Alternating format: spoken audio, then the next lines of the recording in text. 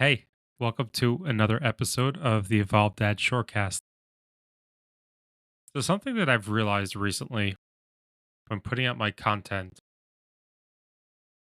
I find that the content that has a visual with it, a visual as in something that's an image, for the most part, as long as it has somewhat of an intriguing headline or title, it gets a lot more visibility, a lot more likes, a lot more conversation going on. And I wanted to dig into that perspective of something being visually appealing. So not only does it come to pictures, but it also comes to text or anything else that's catching your eye. And I don't specifically mean it in a way where it's capturing you, where you want to talk about it or whatever it may be. I'm talking about your environment. So what do I mean by that? Well, first of all, if you've been around for a little while, you know that I'm a huge fan of charts, creating charts for everything. If you have a goal, creating a chart, creating it whether it's for a week, 2 weeks, a month, months, a year, multiple years, whatever it may be.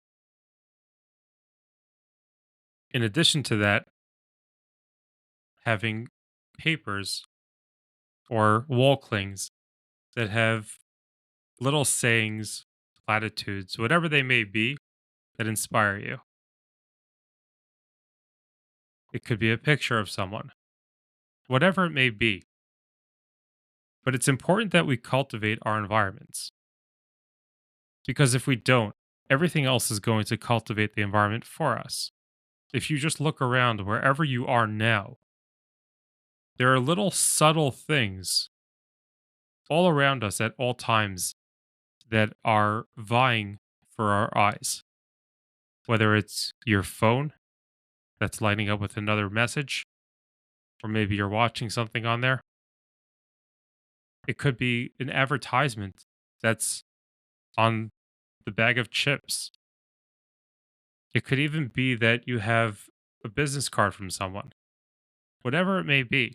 But there's things all around us constantly that are pulling us in different directions.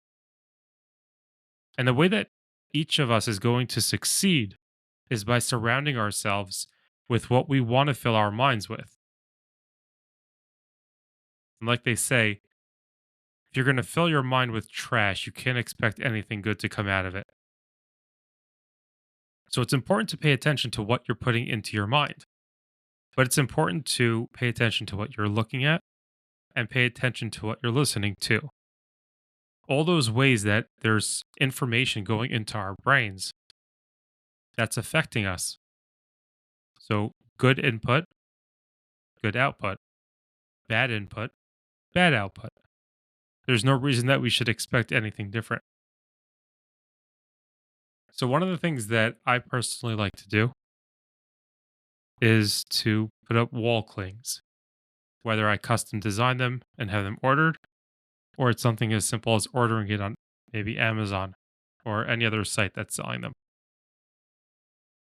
And these wall clings can go in an office space, they can go in a bedroom, they can go in a laundry room, a kitchen, any of these places where you find it appropriate to hang it up.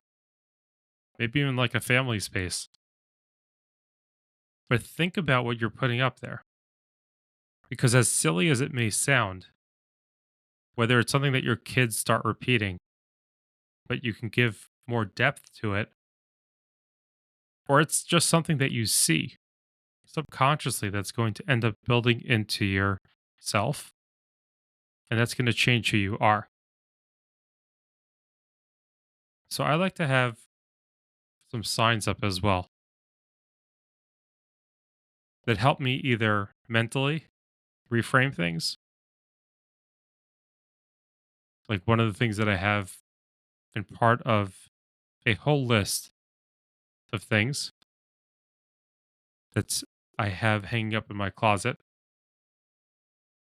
on the door so when I open it up, I see it. One of those things is if it's not going to be remembered in 5 years, don't give it 5 minutes. Now, obviously, that's a little bit of an extreme for certain situations, but the general concept is don't give your energy to something that's not going to make a lasting impression if it doesn't need the energy. Now, it may be something small that needs attending to. That's cool. But when it comes down to it, don't get caught up in these things and get pulled away. And one of those things to me was media, pulling away from media, not focusing on it as much. Why? Because I want to change what's going into my body. So I want to change what's going into my ears, my eyes. What am I looking at? What am I hearing? What do I in turn end up thinking about? What do I end up talking about? And the more I pulled myself away from it, the more I was unable to have conversations with people that were pointless conversations. I'm not saying that you should stop listening to the news, but understand the concept. When we change what we're listening to, it changes who we are. When we change what our focus is, it changes who we are. If you start listening to a podcast that's teaching you new things, as opposed to listening to news that's going on and on and on about utter stupidity, you're going to change how you think. You're not going to be attracted to those conversations about pointless things anymore. You're going to want to have conversations that have meaning to them. Back to the idea of what we're looking at.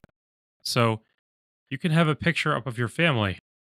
That's awesome because get a nice picture of the family when you're doing something fun. You're gonna feel more joy. It's gonna help put you in a more positive mood. All these little ideas to surround yourself with. That's really what is going to help you grow and thrive. And they always say you are what you eat. And yeah, whatever we eat, our diet is going to very much determine what our physique is going to be like. Are we going to be healthy or are we going to be utterly destroying our body? But it's more than that. We are what we consume. That's with food, that's with audio, that's with visual, and potentially even sensory.